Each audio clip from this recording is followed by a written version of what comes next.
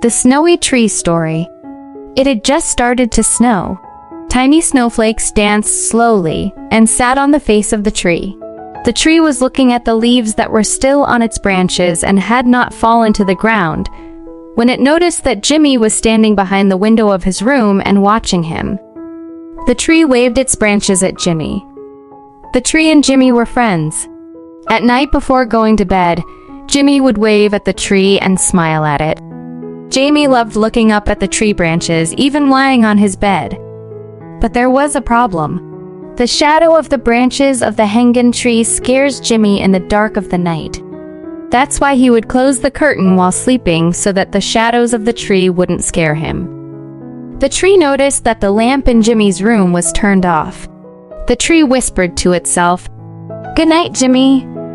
But suddenly he realized that Jimmy did not close the curtains in his room. First, he shook his branches a little so that Jamie would notice and close the curtains in his room. But when he realized Jimmy wasn't paying attention, he stood still.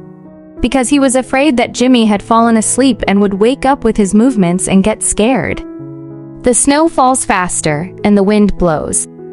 The tree tried to stand without moving so as not to wake Jimmy, but the force of the wind and storm was more than him. The snowflakes that fell on his leaves weighed down his leaves and made strange shapes on them. The tree became more worried. Jamie would be more afraid of these shadows. Suddenly a thought came to Tree's mind. He tried to close all his branches that were near the window of Jamie's room. Then he bent his body to the same side to rain more snow on the branches near Jamie's window. The snow fell and settled on the tree branches. A bunch of snowflakes sat together.